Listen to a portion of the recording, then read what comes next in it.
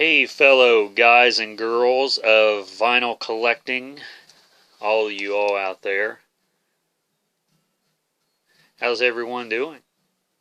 Are you having a good weekend? Are you having a good time with this cold weather we're having? Or last night we had cold weather, where I'm at. Guess it snowed up north, so not looking forward to that. I hate wintertime. I hate the cold, but, you know, it is what it is. Unless you move somewhere tropical, and then you'd have a whole nother set of problems. So, I got some stuff here. This is my video in my series, I guess you could say, of not music related. Start out, I got some, this is something that Kat got me today, and it's, I don't know if you can see that on camera, it's slime. I used to have some of this slime when I was a kid. Whoops, it's coming apart. But it was green, and it came in a trash can, and it had worms in it. So this is black slime. She got me a couple of those. So how can you go wrong with black slime, right? And then she also got me this. It's a eyeball, a glittery eyeball, if you can see that there. Get it turned around. Anyway, you know what eyeball looks like. So, okay, on to the other stuff. I'll show some DVDs here that I got first. Haven't watched any of these yet. I don't think I'd watched any of these yet. No, I haven't. I was watching something the other day, not too long ago, and it had some previews of some really awesome movies that I like to get.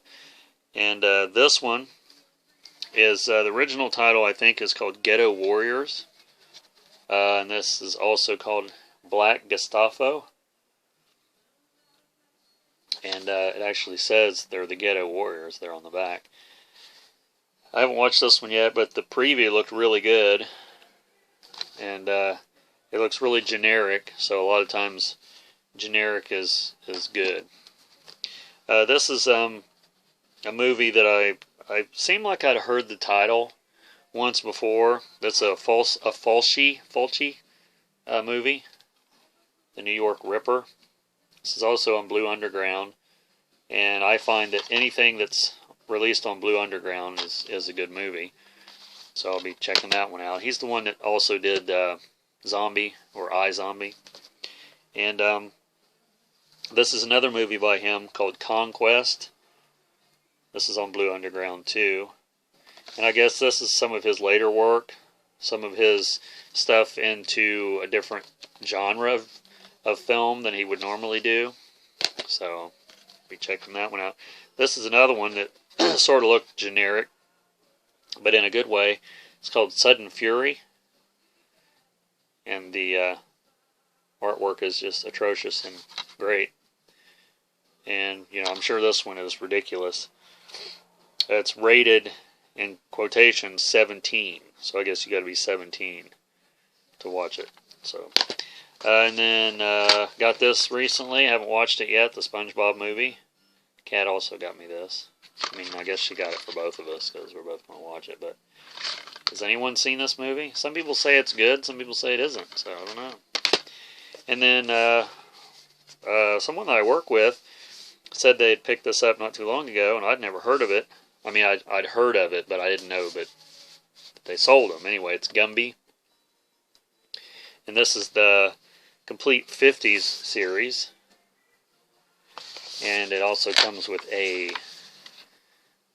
little Gumby action figure, I guess you could say. But it's 2 discs. I'll take it out here. 2 discs. And you know, I used to watch this on, I don't really remember if this was an actual cartoon show that they showed regularly on TV, or if they just showed like clips of it on like one of those late night shows. I mean, as far as where I'd seen it at. But, I mean, it's Gumby and Pokey, so, you know. This was at Walmart, by the way. And then on to some other stuff here. I don't know if I'd showed this or not in a video yet, but if I did, just bear with me. I'm going to show it again if I didn't. This is Haunted Mysteries and Legends, and this book was, or this magazine rather, was in the checkout line at Walmart, and it has basically the history of Halloween, and then it has a lot of short stories, and it has, you know, vampires and werewolves and, you know, the like. So, I mean, what's not to like about that? It's got zombies in it, of course. So, picked this up at the Walmart checkout line. And then this past weekend, we went out to, where did we go? Went to a flea market and went to a couple record stores, the usual ones. And I'm sort of getting into this comic thing. Me and Kat both are sort of on this comic kick. And this is Zap Comics number 14. And I didn't realize that these comics were still, you know, I didn't realize it was still being, new issues were being made, I should say. And but I just love the comics. They're just, you know, I think R. Crumb did the first 2 issues, 2 or 3.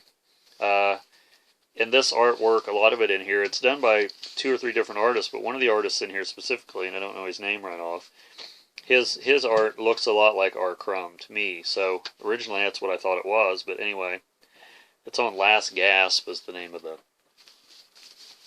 publisher, I guess you call it. This is one that we picked up at a different place. It's called Firkin. I think that's the name of it. And it's got paw prints on the back.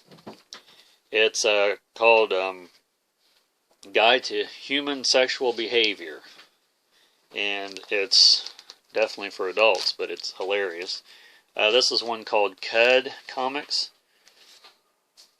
I'd never seen these either. And then on the back there it has a awesome picture.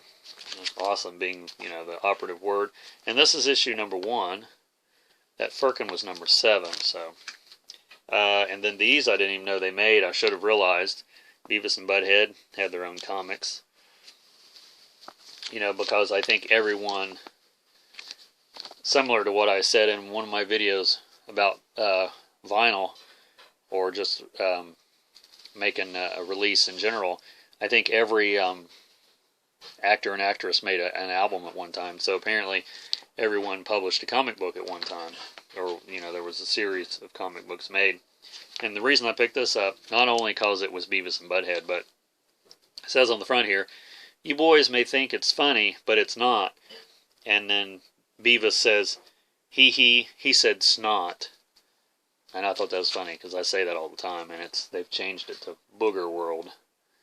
So anyway, you know, you have to have a little bit of adolescent humor to get those, or to even appreciate them. This one's sort of a Halloween one. There they are, trick-or-treating on the front.